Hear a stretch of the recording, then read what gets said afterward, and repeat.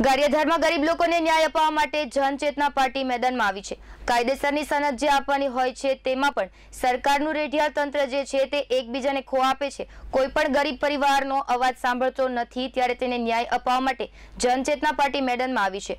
ગારિયાધારનું ST depot કે જે 1 મહિના પહેલા જ શરૂ થઈ ગયું છે, પરંતુ 1 મહિના પછી તેનું ઉદ્ઘાટન કરવા માટે અમરેલીથી સાંસદ પધાર્યા હતા, ત્યારે આ સાંસદ પણ ઊભા થઈને ભાગ્યા હતા। ગરીબ લોકોને ગારિયાધારમાં ન્યાય અપાવવા માટે જનચેતના પાર્ટી મેદાનમાં આવી છે। બપોરે પાર્ટીના રાષ્ટ્રીય સંયોજક મનુભાઈ ચાવડાએ આ મુદ્દે મામલતદારશ્રીને કડક રજૂઆત કરી હતી। 1 મહિના જ પહેલા એસટી બસ ડેપો ચાલુ થઈ ગયું છે અને જેનું ઉદ્ઘાટન 1 મહિના બાદ કરવા માટે પધારેલા એવા સાંસદ નારણભાઈ કાછડિયાને પણ રજૂઆત કરવા માટે માથે કાળી રિબીન બાંધીને પહોંચ્યા હતા। આંદોલનકારીઓ સાથે પાર્ટીના રાષ્ટ્રીય કોષાધ્યક્ષ જગદીશભાઈ રંગપરા, ચંપાબેન મારવાડી, ઘનશ્યામભાઈ વાઘેલા સહિતના મારવાડી પરિવારોએ ગતિશીલ ગુજરાતની વાતો કરતી ભાજપ સરકાર કે જે 22 વર્ષથી ગરીબોને સનદ નથી આપી રહી, ત્યારે આ પ્રશ્નથી ક્ષોભિત સાંસદ જવાબ આપવામાં નિષ્ફળ જતા તમામ લોકો મન છોડીને ભાગ્યા હતા। તેમજ મારવાડી નગરને સનદ અપાવવાના આંદોલનથી આ સમગ્ર ઘટના સમગ્ર શહેરમાં ચર્ચાનો વિષય બની હતી। ગુજરાત જનચેતના પાર્ટી રાષ્ટ્રીય કોષાધ્યક્ષ મારવાડી નગર ગારિયાધાર વિસ્તાર આવેલો છે અને 1997 માં નગરપાલિકા ગારિયાધાર દ્વારા એમને ઠરાવ કરી આપવામાં આવ્યો। પટેલવાડીમાં એના ડંગા હતા, એ તોડીને એને જમીન ફાળવવામાં આવી। એ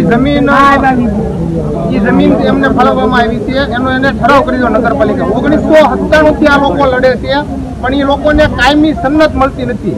નગરપાલિકા પ્રાંત કલેક્ટરને ખો આપે, પ્રાંત કલેક્ટર મામલતદારને ખો આપે છે અને આવી જ રીતે આ લોકોને વર્ષોથી 1997 થી હેરાન કરે છે। 27 તારીખથી મામલતદાર સામે ઉપવાસ આંદોલન ધરણા કરે છે, 27 તારીખથી બેઠા છે, રોજ આવેદનપત્ર આપે છે, છતાં આ લોકો સરકાર સાંભળતા નથી।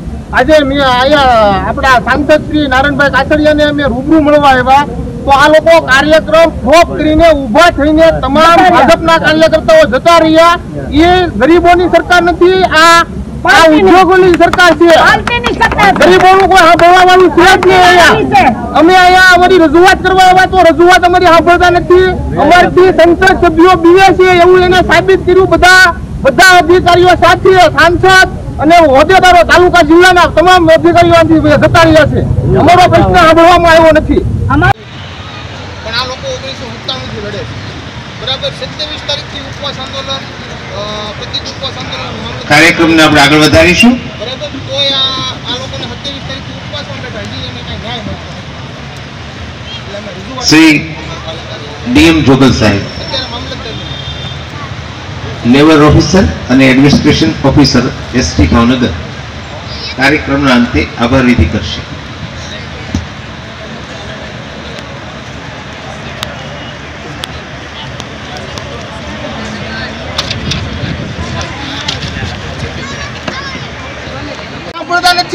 અમારથી સંસદ સભ્યો બીવે છે એવું એને સાબિત કર્યું બધા અધિકારીઓ સાથે, સાંસદ અને હોદ્દેદારો તાલુકા જિલ્લાના તમામ અધિકારીઓથી જતા રહ્યા છે। અમારો પ્રશ્ન સાંભળવામાં આવ્યો નથી। અમારો પ્રશ્ન સાંભળ્યો ભાજપ સરકાર, ભાજપ સરકાર, નરેન્દ્ર મોદી જિંદાબાદ।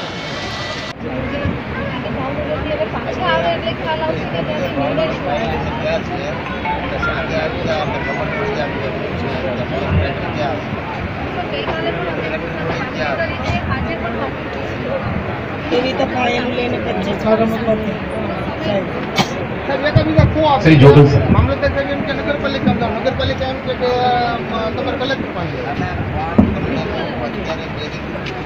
આવે છે નગરપાલિકામાં ફાઇનલ, બરાબર। નગરપાલિકામાં આવે છે એટલે ચીફ ઓફિસર આજે કલેક્ટર આગળ ભાવનગર ગયા છે, બરાબર। હવે એનું જે સામના પ્રશ્ન એવો શું થાય છે, પ્રશ્ન એવો છે એમાં કે જમીન સરકાર નગરપાલિકા ઠરાવ કરીને જમીન સમય કાઢી અને આપણી વચ્ચે ઉપસ્થિત પૈસા ભરી સરકાર માનનીય સંસદ સભ્યશ્રી નારણભાઈ કાછડિયા સાહેબ તે વખતે નગરપાલિકા પ્રમુખ શ્રી ગીતાબેન તેમજ નગરપાલિકા ભાજપ સંગઠનના નગરપાલિકાની ગારિયાધારના હોદ્દેદારશ્રીઓ સરકારની જમીનનો ઠરાવ કરીને નગરપાલિકાના હવે તો એસટીના સાત મિત્રો તેમજ અન્ય હોદ્દેદારો ગારિયાધારના તેમજ ગારિયાધારની તમામ જનતા નગરપાલિકાના તેમજ મીડિયાના ભાઈઓ સર્વનો હું ખૂબ ખૂબ આભાર માનું છું. Gopal Gondaliya, GTV news, Gariadhar.